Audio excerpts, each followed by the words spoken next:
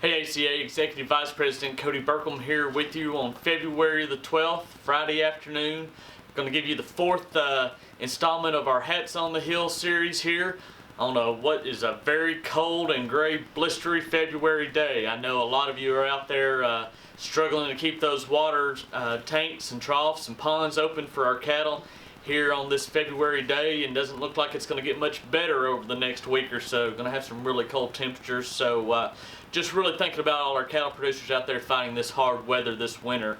Appreciate all you're doing to take care of your animals and make sure that they are comfortably cared for and provided for. So anyway, with that, we're going to jump right into it.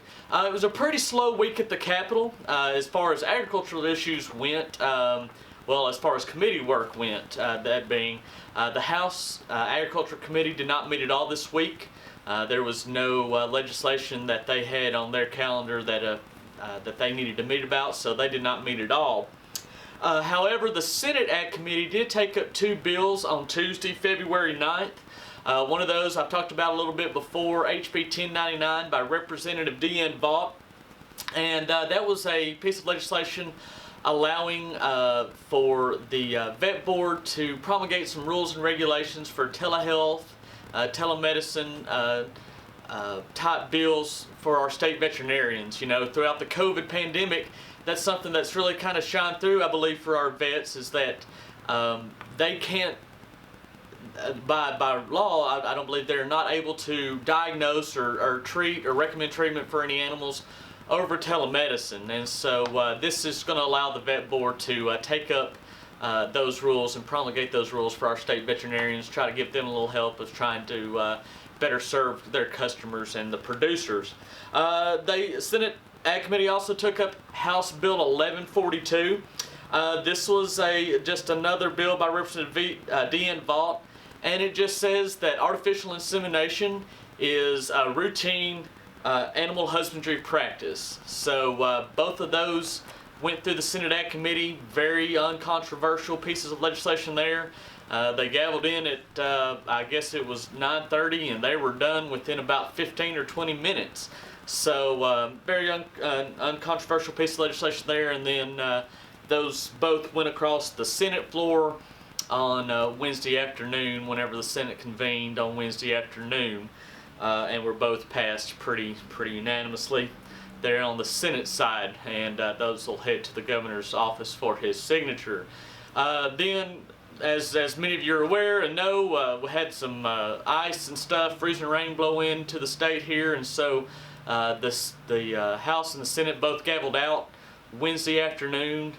Did not meet on Thursday, and then of course they don't meet on Fridays yet. So HB 1350, our state meat inspection bill, was slated to go before the Senate Agricultural Committee on Thursday, but as they gavelled out, it did not go through. So that has tentatively been rescheduled to go before the Senate Agricultural Committee this coming Tuesday. However, we're all very aware of the weather that's supposed to be blowing through the state the next week or so, and with pretty high forecast percentages of 3 to 5 inches, and on a couple days there we could see some major snow. So I'm not going to say that the legislature will not be meeting next week. But I will say that if it will be a surprise if they do, just all depending on the weather.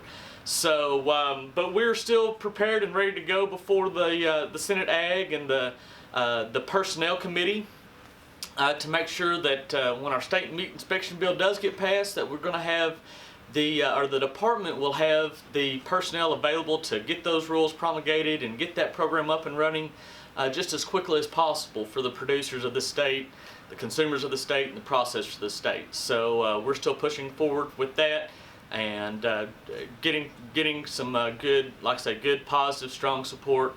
It just takes a little time, as you well know. So we're going to be there next week if they're in session, and if they're not, we're still going to be working on those issues and just some other different issues. But since we did have a kind of a short week here at the Capitol, I wanted to take a chance, or give a minute just to let you know, be looking for your RSVP reminder for our area conferences. These reminders should be hitting your mailbox just anytime. I know we've started getting some call-in and some RSVPs.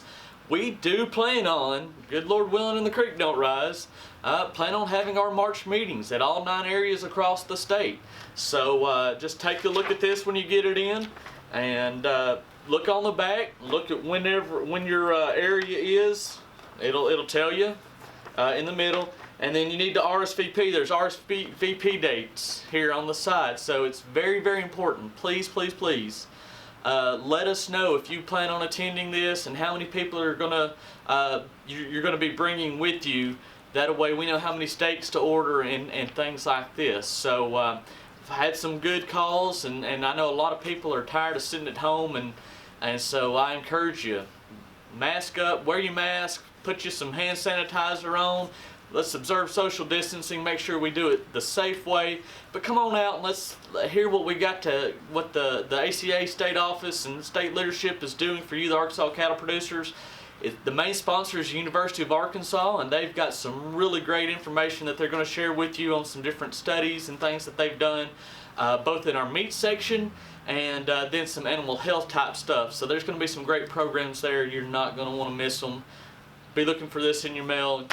Let us know how many people are going to be coming. We look forward to seeing all of you in the month of March across the state. I believe we're going to have some good times, as we always do.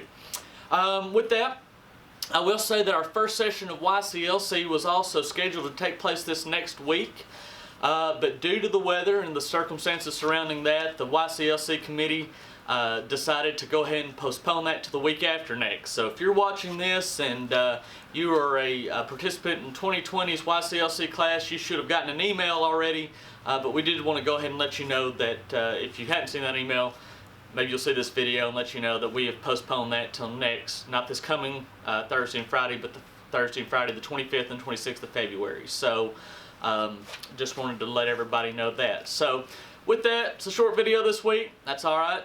And just want to once again tell you to be safe out there. We know it's going to be extremely cold. You know, temperatures in the single digits. We're certainly not used to that in Arkansas. So take care of yourself, take care of your animals. We appreciate what you do to provide for the protein in this nation. Appreciate all your hard work, and we appreciate your membership. Stay safe, stay healthy. We'll see you next week.